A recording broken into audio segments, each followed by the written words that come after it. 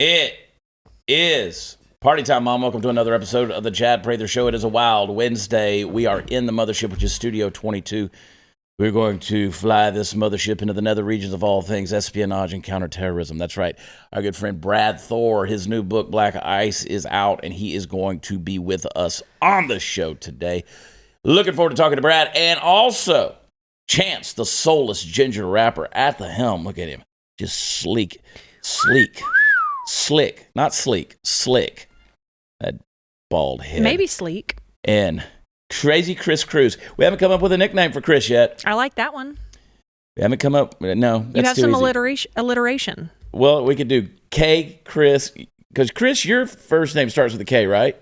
Yeah. Okay, we can't do. Can we not KKK. do KKK? No, that won't work. Okay. I'm gonna go with a no. And Candace over there is still looking reeking sleagle. She's here. She's hiding back there by Herbert the Silent Deer. Look at her. She's starting to fade into the distance as she leaves the Chad Prather Show. No. The queen is gone. She's your queen to be. She gone. On to greener pastures, brighter futures, larger horizons. Big sky awaits her in the world of Megyn Kelly. You better get my ass on Megyn Kelly's show, okay? That's all I care about. The only reason I send you out like a little cell to go out there and just infest things. Because if you don't, he's going to bring you back. We will draw you. We will bring you in onto the field real quick, girl. That's right. Okay, we send you out like a little germ to invest yourself, okay, and just infect people. So you tell Megyn Kelly that I love her. I love her. I was on her team the entire time when she was in a fight with Donald Trump. I was Team Megyn. I saw the red in your eye. Yeah, I was fired up, Party Foul. Yeah, you were. Party Foul. I wish I could see Party Foul over there at the pub. There, there's a guy. The camera change. I love when we change the angles of the camera right there. Of course, Jennings is sitting in. What in the hell are you drinking out of, Jennings? Who's got a Glenn Beck cup in my studio? I know it. Beck is dead to me. There were no Chad Prather cups out there. Oh my conveniently gosh! located. You see, Glenn, I saw Glenn walking around the studio, walking in like he owns the place. Mm-hmm. And he shaved his face. No goatee. Yeah. No goatee, Glenn. Clean cut. Just going ahead and like me owning the double chin. Wish I could see myself the way the Lord does, from above with one chin. That's the way he made me. That's the way I want my camera angles. I'm sure he's seen you in many ways. Hot news, Natalie. Yeah. You know, I used to do freaky things till I realized the Lord was watching. No, you still do. I still do it. Uh-huh. I have an Aaron Copeland. Why? Why would you do that? Why are you guys polluting my studio? He's good. Aaron Copeland. Cheers. Just ask him. He'll tell you. Oh, my gosh. He's all right. He's all right. He's cooking my dinner tonight, so I'm not going to be ugly. Oh, he can cook. He's a fantastic cook. He can cook. And nobody in the world cares about that. But what they do care about is the things you can get at watchchad.com. You could come check me out. Where are we going to be, Steve? I know we're, let's see. Got to check the calendar. We are in Roswell. No. We've already been to Roswell. We've already been to Roswell. We're going to be in Abilene. I don't know what day it is. We're going to be in Abilene, Texas on the 23rd and the 24th. Pretty sure both of those shows are already sold out. Here's the big announcement. On August 6th and 7th, that is a Friday, Saturday night, I'm going to be in Emily, Minnesota. Steve, you're going to be there too. I am? Yeah, what are we doing? Are we doing campaign shows. stuff up there? No, we're doing shows. A real show? All right. Emily, Minnesota. That's up in the lakes of Minnesota. Yeah. Tons of little lakes up there. Beautiful little vacation spot. I'm going to leave this 110-degree weather to Texas, and I'm going to Minnesota. I'm excited. I'm going. Yeah, you're going. It's just gonna be me and thee. Really? Yeah. I mean, there may be some other people who Very go. romantic. Oh, that's the way I like it. But show-wise, it'll just be me and thee. I like it when we just jump on an airplane, we go do a show. Well, my thing is, people don't understand. So when we bring folks along with us to do shows, and trust me, everybody loves to say, Chad, why don't you take me on this show? Take me on this show. They want to get paid, and I have to pay them, Natalie. Sometimes Daddy wants a paycheck just all to himself. Mm-hmm. You know what I'm saying? Mm-hmm. Yes. Sometimes Daddy just wants to keep his check all to himself. So let me just tell you guys, if you're watching my calendar, Steve Helms, you're not going. And I promise you, I will get the message. He's going. Come on. He ain't going. Sometimes I feel like that's what you're doing on this show. But y'all don't get paid. Because you're keeping the money to yourself. 100%. There's got to be some aspect of my life where I don't have to share the money. Well, And trust me when I tell you, every piece of my life these days, I'm having to share the money. Well, Candace is trying to get me to go with her over to Megyn Kelly. Oh. You should do that. Put my resume in to see if I could be her sidekick. You should do that. You should just show up. Yeah, You just show up. She's going to send me the address. Just kind of like hover around the door, and they'll be like, who's this vagrant? That's right. Mm-hmm. Oh, my God. I need a glass of wine. Get her in the T-shirt business. I need a glass of Bonner Private Wines, cowboywines.com. I love that wine. It's really good. Look at it. Look at the pub over there. Look at the pub. Look over there behind the boys. Look at that. Look at the wine over Steve's shoulder right there. We keep it. We drink it. We have to keep replenishing it. You know where it comes from? Down in Argentina. They got the vineyards up at 9,000 feet, way up in the air. They make world-class 90-point wine. But now they're coming under threat from the radical mobs in Argentina that are attacking and seizing their land. Buildings are burning down in the middle of the night. Equipment's getting looted, and the government down there isn't doing a single thing about it because they're in cahoots with the radicals. Well, naturally, the people are snapping up these wines while they still can. You hear me talk about it all the time. You got to get it while you can. They have incredible notes of blackberry, dark cherry, leather, smoke. Great with steak and red meat. Get it for your barbecue. Today over at cowboywines.com, they've got that special shipment waiting on you, and they want to share it with our audience. Get 50% off the wine and 50% off the shipping. You don't even need a promo code. Just go to our site, cowboywines.com, and show the winemakers down in Argentina some love. They're Americans in Argentina making great wine. That's cowboywines.com. Get over there today, and we will be right back with Brad Thor.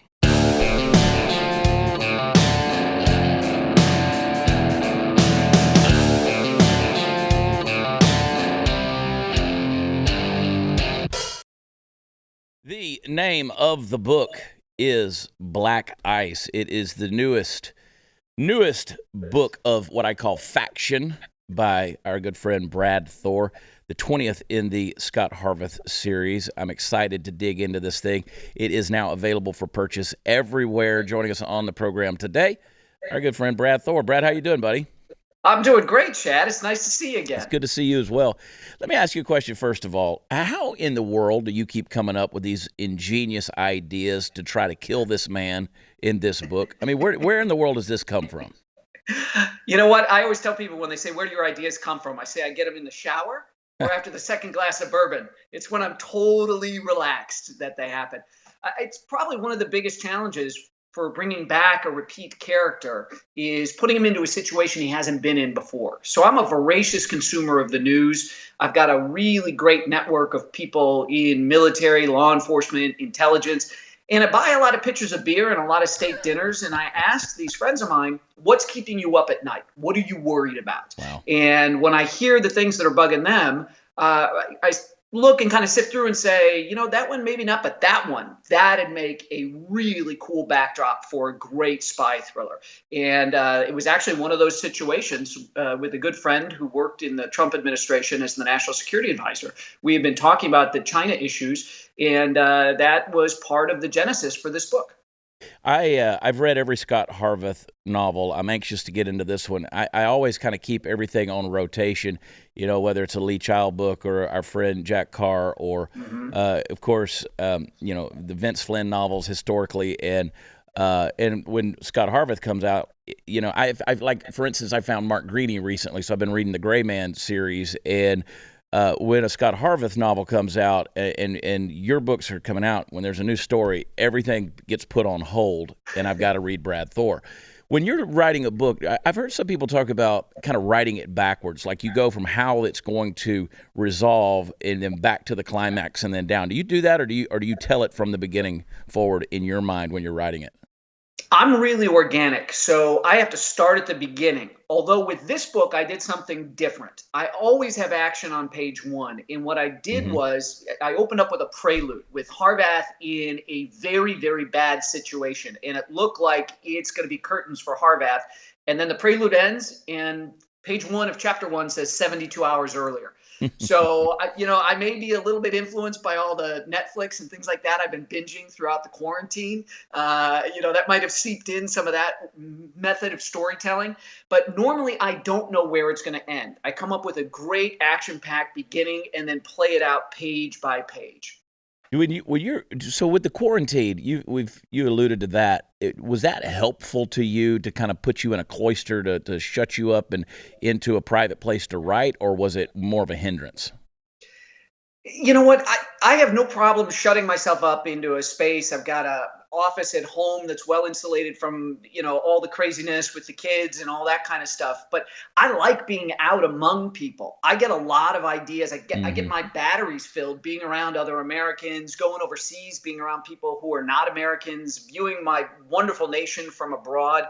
So there was a lot of my process that got taken away from me. But what's great is I had gone overseas and done a certain amount of the research for Black Ice, was about to go back, and then COVID hit, and the last place I needed to go to was shut down. I mean, they completely closed this location down. But luckily, through some of my friends here in different communities, I was able to network to two people that knew a lot and had been to this final area that I wanted to go to. So that's always my thing. If I always want to go to the places I talk about in my novels, and if I can't, I want to talk to somebody who had a mission there, whose life and the successful outcome of their assignment depended on noticing the details. So I was lucky. I found a couple people. I was able to talk to them and work those great color details into the novel so that you felt like you're actually there. So what you're saying is you're not finding out information about espionage and counterterrorism in these stories from Google. No, it's not from Google. No.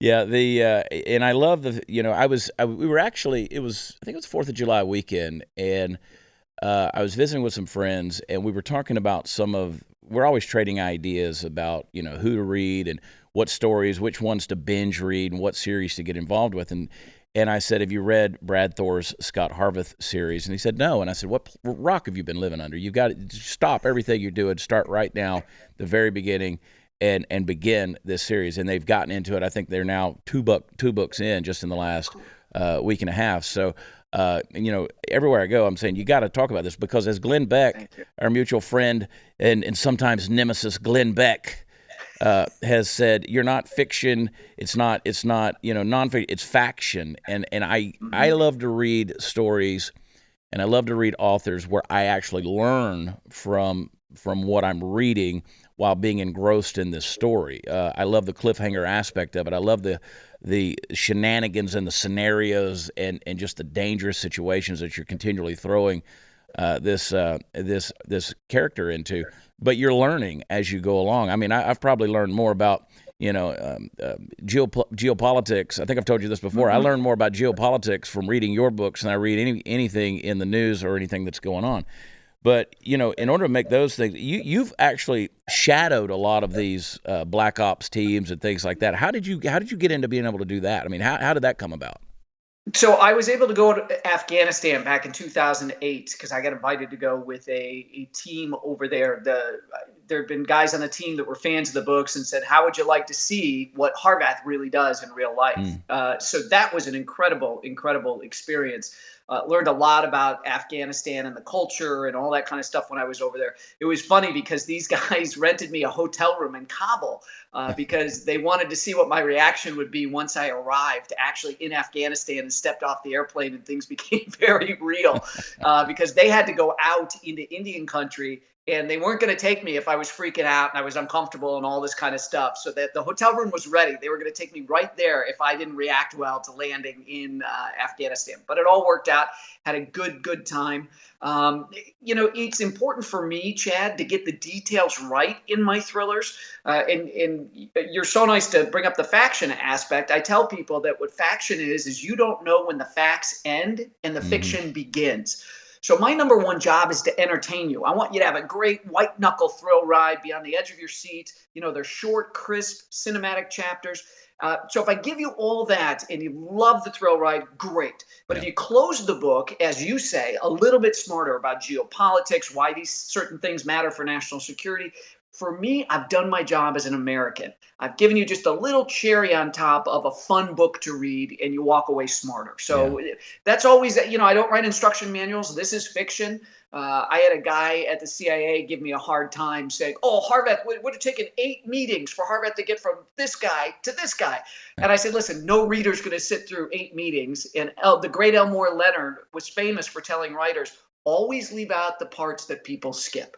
Yeah. So, I said, I'm not writing for you guys to train new intelligence officers at the farm. I'm writing to entertain people, but to give them a peek over the hedge into what your world looks like at the CIA or at the unit with the Delta Force guys or the SEAL teams. That's kind of the fun for me, to take you right up to the edge and show you what it's like to be these people and wrap that in a cool, exciting, twisty story. I can remember watching the old 24 series on television with Kiefer Sutherland, and I was like, this guy, first of all, you can't get across L.A.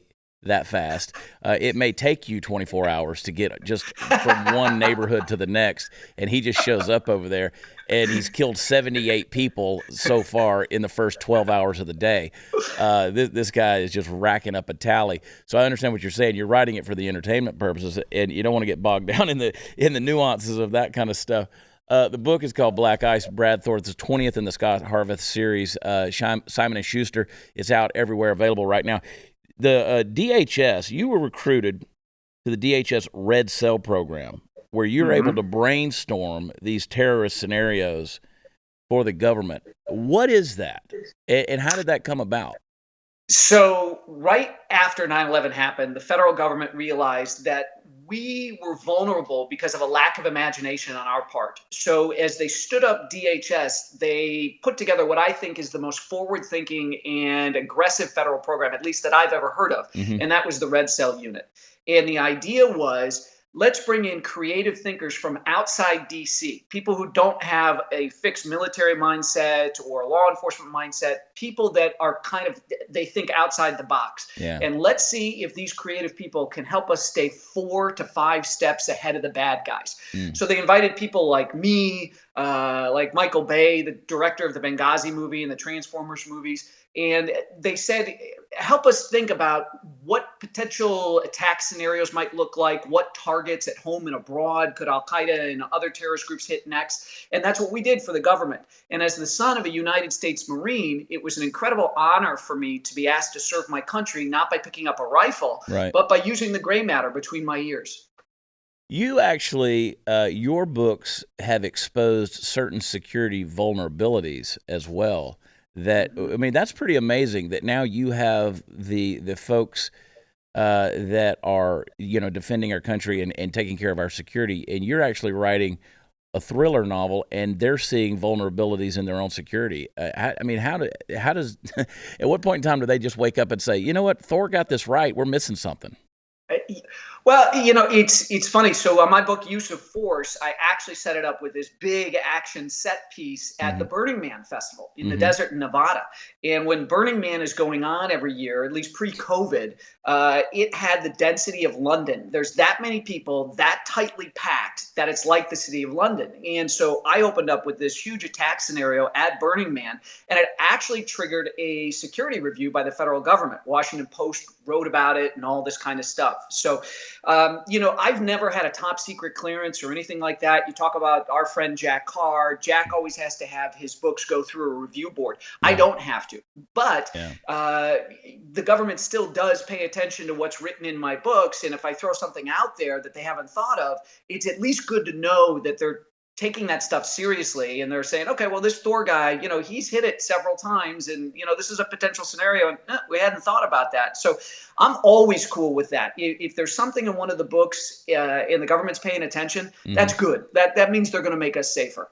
So you mentioned Jack. I've also had that conversation with our friend Clint Emerson, who's former Navy SEAL. And when they write their books, they have to submit it to the DOD, and they have to review it, and you'll read these books. In the James Reese series of Jack Carr's and all, you'll have these paragraphs that are just X's. And they've talked about how some of the most simple things have been, 86'd, so to speak. and you're reading through the thing, and it's like they don't get the clearance. And then they've talked about the frustration that it takes of the length of time to get your manuscript back from the DOD. Do you have to submit what you're writing in any way for any type of review? Nope. That was the deal with working for the Red Cell unit was I call it the Las Vegas of government programs, Chad. Yeah. Because what happens in the Red Cell stays in the Red Cell. So I'm not allowed to use anything that I've developed for the government in any of my novels. In fact, I developed one potential attack scenario, and it came true. Not in the United States, but outside the U.S. And I contacted one of the team leaders at Red Cell, and I said, hey, listen, this is all over the news. Can I go on TV and discuss it and say how we totally war gamed this within the Red Cell unit and that I was the one that had brought it up? And the person said, no, absolutely not. We do not talk about what we do in the Red Cell. There's only one thing that they've ever publicized to give Americans an idea of what the Red Cell unit does, and that is they war gamed how terrorists might take advantage of an approaching hurricane, how they might attack a shelter full of people or a marshaling yard outside the path of the hurricane where we store buses and ambulances and things like that. We get them out of the path of the storm. Yeah. So that is the only scenario that's ever been revealed by the Red Cell unit. Black Ice, folks. That's the book. That's the newest in the Scott Harvath series by Brad Thor. Go all the way back. Lions of Lucerne, right? That was the number one. That was the first one, wasn't it? That was the first one. And I tell people, Chad, that my books are like the James Bond movies. You can pick up anywhere. You do not need to watch Dr. No all the way at the beginning to run out to the theater and see the new one. So if you want to start with Black Ice, you can. If you want to go back to Lions of Lucerne, you can. But I love that Black Ice is just wrapped in stuff that's happening around the world right now. It was a really fun book to set a spy adventure against. So if you want something, all the books are evergreen. I've written them so that they don't date themselves. But right now, Black Ice is everything that's happening right above the Arctic Circle. There's a huge power struggle going on with the Russians, the Chinese, and former Secretary of State Mike Pompeo admitted we are way late to the game, and we got a lot of ground to make up. And I thought, wow, this is the perfect setting for a spy novel. That's awesome. Thank you, Brad. Thanks for coming on. Before we go to break, what if I told you could improve your health, boost your energy, and support a healthy heart in less than 2 minutes per day? You can. Field of Greens is unlike any other superfood because it uses real USDA organic fruits and vegetables packed with antioxidants. Field of Greens, it's going to support heart health, metabolism, blood pressure, digestion, plus it's pre and probiotic. Great for everybody in the family, young, old, even your athletes. Make Field of Greens part of your daily routine. Super simple. Put a scoop in a glass of water, stir it up, drink it, you're done. It's unlike any other nutritional drink because they rely on one vegetable. Field of Greens is packed with 18 clinically researched essential fruits and vegetables. It's got green tea, ginger, turmeric, and beets. Go to brickhousechad.com. Get 15% off your first order with promo code CHAD. I spell it Chad at checkout. brickhousechad.com, the easiest and fastest way to start living a healthier life. brickhousechad.com. brickhousechad.com. Use promo code Chad. We'll be right back.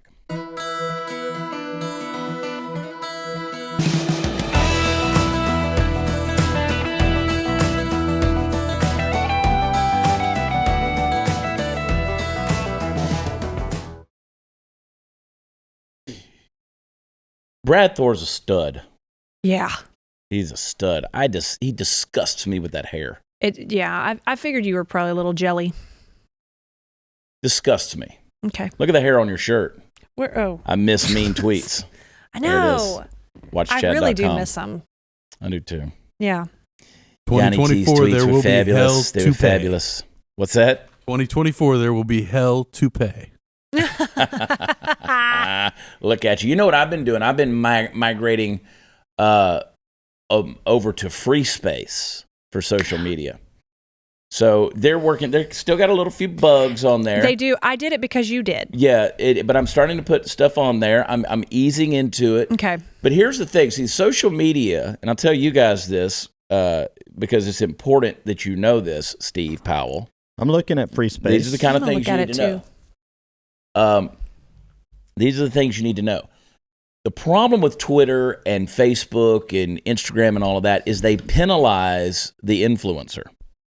The influencer is the one who creates the content that brings the users on there, right? So people like myself, people like, you can name them off, Brandon Tatum, Graham Allen, Candace Owens, Donald Trump. I mean, the influencers that were on there, they get penalized and they get shut down and they get deplatformed and they get censored and they get squeezed. Free Space, on the other hand, they actually reward the influencer. They push the influencer. They support the influencer. And so I've been putting more stuff on there. And they own their own server, so you don't have to deal with like Parler getting shut down. And everybody wants to say, well, I don't want to switch over to another app. I don't want to switch over to... It's like, look, folks, at some point in time, people say, well, somebody... You remember when everybody's like, well, somebody needs to start a new social media that's not getting censored. Well, then somebody comes out there and does it, and everybody starts bitching because the thing's buggy or it's not, they're not spending $8 billion a year on the app. They don't have it. So I've been moving everything over to Free Space. I'm putting them, and people are like, well, why are you still on Facebook? Well, because I have to be. You can be on multiple platforms. You can be on both of them, but I'm just going to get to a point where I'm not relying so much on Facebook. I'm kind of down to Facebook, Instagram. That's about... I mean, Twitter sucks. It's a dumpster fire. I pretty much the only thing I put on Twitter anymore is this show. I share the links, and I just retweet stuff. Because that's about all I do. Because screw you, bunch of liberal somebody trolls. Reached out to me about being a micro influencer.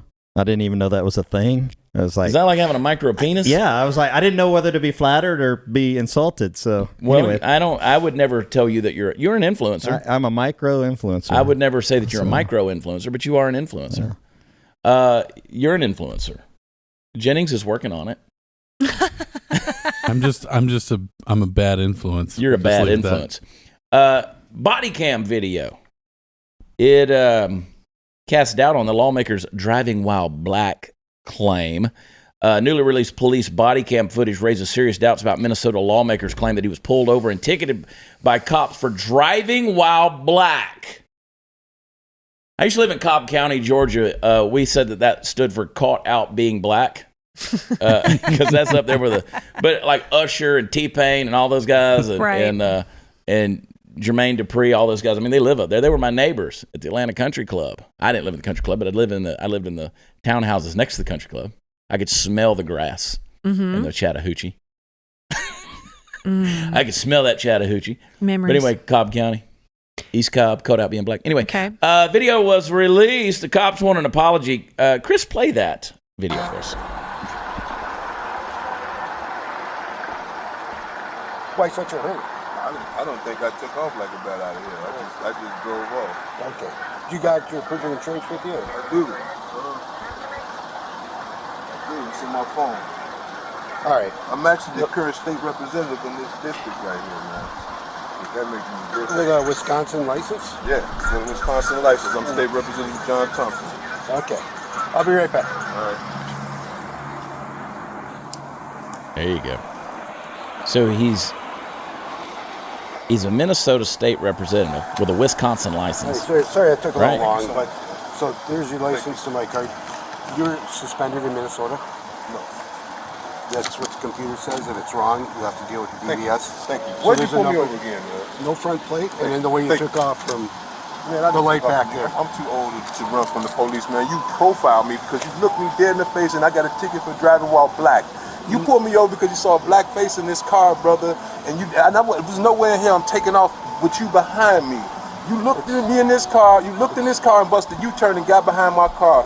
And that's the reason why I know. But what I'm saying is what you're doing is wrong to black men.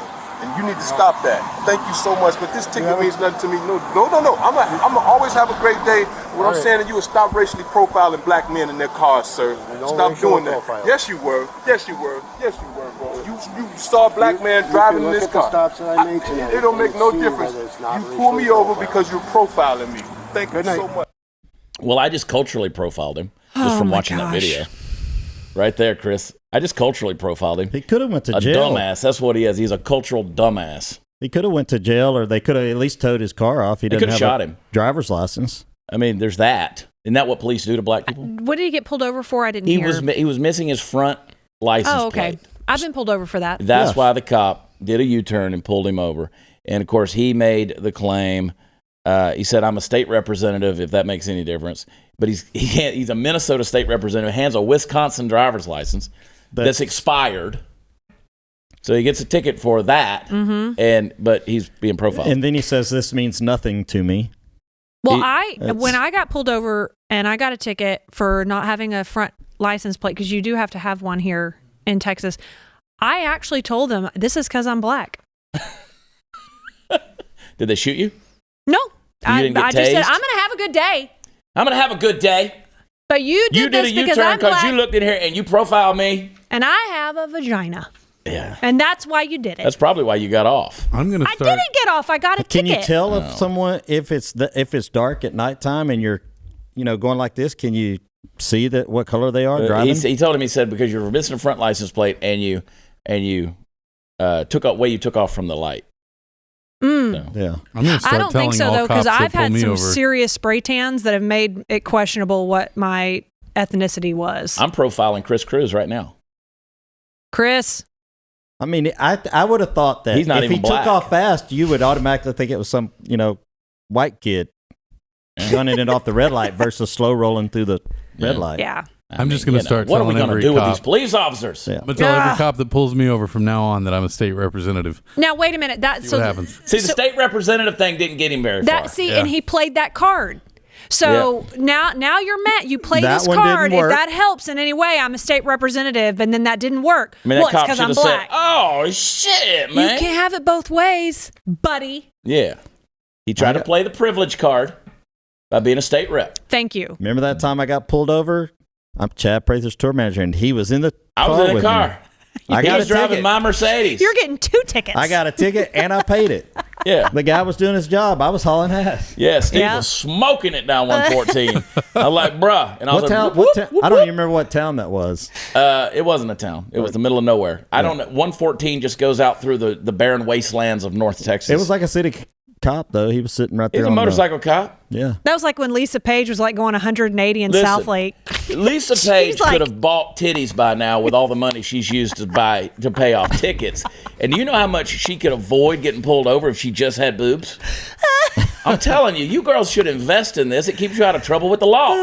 Furthermore, as hyper as she is, I'm betting she wasn't even driving a vehicle. No, oh, she was. She can drive a vehicle without it even being cranked. like Lisa just. She was venting and just like, it wasn't fair, and I can't believe he did that. And then he was actually watching the little show. white, blonde, bleached multimillionaire Coming from your workout. I just your 5,000 square foot house in the Slake. Hey, every speeding ticket I ever got, I deserved. Yeah. I was like, I earned it. I don't think I deserved the last one I got in small town Texas, but I have big tires on my truck, and it makes you go about 5 miles an hour faster than what your speedometer says you're doing. You got to be aware of that. Now that's a fact, right? So that was your responsibility. You can have it calibrated though, especially in these new vehicles. Can you do that? They should have already done that when they jacked it up and put tires on it. Oh well, Chris, do we have a read? Or are we good on this one? Can we keep talking about all this fun stuff? Okay. We do have one. Good. It means we're making money. People always ask me if I'm ready for the next crisis to hit America. Sure am. But a lot of people aren't prepared, and they'll suffer when we see things like hyperinflation, a stock market crash, put all your money in Bitcoin, and civil unrest. Friends, don't be a victim. Make sure you have enough emergency food, water, and supplies stockpiled right now today. Only one company I recommend, My Patriot Supply.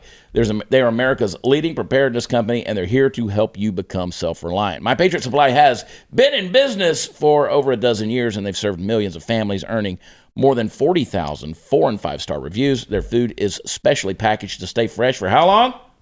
25 years. That's right. And it works. Right now, you can save 25% on their 4-week emergency food kit. The meals are delicious. They provide 2,000 calories per day. Go to preparewithchad.com. When you go to preparewithchad.com, Natalie, Yep. It's not what you think it would be. Like, you think preparewithchad.com would be something completely different. I do have something in mind. But it's not. You can get 25% on a 4-week kit. Don't wait for something bad to happen, folks. You might not get a warning. Go to preparewithchad.com.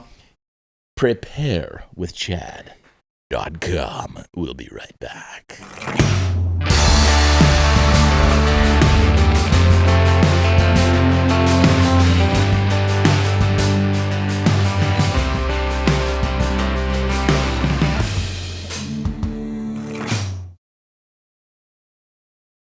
Ladies and gentlemen, breaking news. A transgender couple has gone viral for their decidedly unconventional family in which the trans man or biological female gave birth to their child while the trans woman, a biological male, attempted to nurse the baby.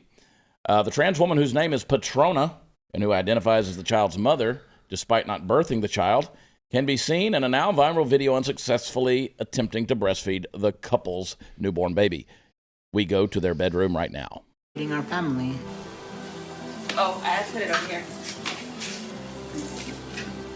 The baby has been able to latch, but I've not been able to produce any milk. It's okay because we're gonna supplement the feeding with formula so that my baby's still getting the nutrients that they need, but I'm still feeling hopeful. I appreciate you so much for all your work. And I appreciate you also, baby. I couldn't have done it without you. Okay, so that's two retarded people in bed. I'm confused. Right there. That's what that is. That's mental illness. That's mental illness. And I don't use the R word in terms of someone that's mental illness right there. That's a dude with a baby on his titty who's trying to get milk out of a nipple. That's really upsetting. It is. And then you got abuse? the chick That with is a child beard. abuse. You got the bearded lady. Honey, we're going to supplement the babies with the formula. No shit, or the baby's gonna die from starvation. Jennings, how many babies have you tried to breastfeed? I try it daily and it's never worked. No, Yeah? I feel like that's child abuse. It is child abuse. There's a baby sucking on a nipple yeah. that for That's no a reason. dude's nipple. For literally no reason. For If I no went and reason. found a baby and put them on my nipple, that'd be pedophilia, That would be pedophilia. right? It would with you. With I you, don't- yes. Well, I'm just saying to me that's no different. So right there. and that's not canceled? That's insanity. That's not that's still on social media. That's not canceled. That is we are taking stupidity and insanity and normalizing it. That this- is I can't deal not with this okay. Stuff. I can't deal with this stuff. I'm upset. You should be upset. I'm upset about that I'm one. like, I can't. These people. That's why I missed the word. Never mind. You can say it. That's why I missed the word retarded. Because that is when you retard common sense. I'm not talking about mentally challenged people. I'm talking about idiocy. Idiocy. Right there. But I'll get canceled for using the word retarded. Well, then why are we here? Why? Let's go home. Screw it. Let's go home and we'll see if I can go find a dude's titty to suck on. Okay. Well, there's. Hey, what do you do? We got 4 of them right there. Yeah. Steve here is available. I have really small nipples. Jennings, but pull out Jennings a titty. got titties. Jennings, pull out a titty. Y'all hang tight. I want Jennings to pull out a titty. While you're doing that, Oh, gosh. Utah company that makes modifications for firearms, get your titty out, Jennings. Give the people what they want. This is what they want. I don't. It's. I'm. Okay. Give me a nipple. No. Yeah, there it is. Where? There it is. Look at that little baby thing. Those are little that nipples. Cute little. Golly. Brad Thor, I apologize That for is having you on disgusting. this episode of Titties with Men Hey, I don't get paid normally, but I damn well better get paid for this episode. with singles. yeah. Utah company makes modifications for firearms. You see this last week. Gun mod kit encases Glock handguns in colorful Lego designs. There it is. It's the Block 19. That's a real gun in there. I will buy one of those. Well, That they is were like really they pretty. caught a bunch of crap for doing that because they were saying it was making handguns or firearms appealing to children. Look like a toy. Like it's a toy. You got to get them if started. they make them look like a real gun and a kid uses it as a toy, I mean. But yeah, but you put an orange either cap way. on the Then the cops shoot them. Yeah, they did the Block 19. the Block 19. Yeah, which is the Glock 19 is my everyday carry. I love it. I am dead laser focused with the Glock 19. That's really pretty. That is pretty. That's fun. They sent us a statement. They were getting hammered for statements by different news organizations, and they kept turning them down. They were like, "We don't talk about this. We made a Lego encasement for a gun, right?" And everybody was hammering them. But you know what? Who they said yes to? The Chad Prather Show. They sent an official statement to the Chad Prather Show. They said, "Yeah, we've gotten a good amount of negative press but then a lot of people wanting it themselves. I want it myself. I want it. Because want a it. responsible firearm owner keeps them out of the reach of kids. I want a Block 19. My stupid ass would wind up stepping on it in the middle of the night while I'm walking to the bathroom. You know what, Chad, this reminds me of? It's just like on the iPhone when they changed the gun emoji to a squirt gun, because, you could actually pick that emoji up and shoot it. Let me just tell you, Allison, everybody knows Allison, she has, every text message today has involved the squirt gun emoji because she's that pissed off with that many people. Gosh, I love her. That I love her, explains though. her We may message to need me. to get her some help. I'm going to send her that Allison, emoji right now. Send it to her. She has shot everybody textually today. So there you go. Okay. My gosh. You know what I can't unsee is that the titty? the titties on that dude. Which dude, me or the other guy? Look at this right here. Oh, okay. Who wants some of that sweet, luscious nipple? That's a That's a way pokey up there, nipple. Chad. Is that natural? That's a pokey nipple. You know have what? a- you have a My job shirt done. says freedom. Is it always pokey like that? Always. My nipples stay hard. Okay. My nipples stay hard. I just remind myself every day that men have nipples too. Just there they are. They do. They're pokey. Yeah, pokey. Men nipples don't get enough attention. Yeah. But I don't want a baby on one. No. Yeah, man nipples need more attention. Just a little bit. Just a little bit. Respect the nipple. Steve, why don't you shave that beard off? And then maybe you can have a baby too. No, I'm good. You can have a baby. I'm done with babies. And you can run your fingers through some girl's hair with a beard and be like, No. I appreciate you so much. Ugh, no. It's like that. It sounded like Nancy Pelosi mated with the Sasquatch right there. And just to be clear, they were both biologically the opposite sex of what. Yeah, like right? they could just be what they are Right. and be together. And but Technically speaking, that was female nudity there because we that were was seeing female nudity female because breasts. she didn't. Yeah, she just had her breasts removed. Wow. Steep. You're gonna get censored, except for the part where you're not. If that's the world I got to live in, I'm going to censor myself. I'm going to go hide in the woods somewhere, and I'm going to mate with Sasquatch. Okay. Maybe Sasquatch identifies as someone that wants to be with Chad Prather. I'm Chad Prather, and I approve this effing message. We'll be right back.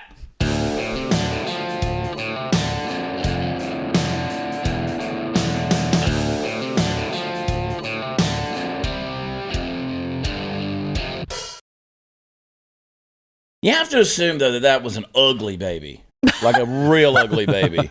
Like there's no being nice. Like some people just have ugly babies, and I promise you that couple. It was upsetting. Yeah. The gender, not the gender, but what was it, the gender? I don't know. They identified the baby as they, so it was a baby. And they now call that in the hospital chest feeding. Not breastfeeding anymore, it's chest feeding. Well, we got to save that baby. Save the baby. Mm-hmm. Oh, my gosh. Probably grow up and win the Olympics or something as a female. The Identifies as a female. circle of life. The circle of life. It's a wheel of fortune. You spin that wheel of fortune and see what you are. Well, there's 27,000 genders. I don't know how to pick one. Is that boy my daughter? Is she really just my son? Well, I might as well just surrender. I need a The shot of world whiskey. Come on, Don. Just go and see your doctor. You could be anyone. Caitlyn Jenner goes missing. We'll pull out that carafe and put her manly picture on a bottle of half and half. Tequila! Go to Prather2022.com. Support my campaign for governor of Texas. We are going to primary Greg Abbott, and we're going to knock this shit of senselessness out of the state of Texas. There's just two sexes here in Texas. That's right. What are you grinning at? It's just like, It's so I'm running for true. governor. It's just I'm great. Chad Prather, and I approve this effing message. It's good. Go to watchchad.com, is where the fun stuff is, and come see us in Abilene. Try to see if there's tickets. I think for the Friday night show, there may be a couple left. Come see us in Abilene, and then in Emily, Minnesota on the 6th and 7th of August. We love you. God bless you. We'll see you tomorrow night for an Off the Rails Thursday. Talk to you then. It's good.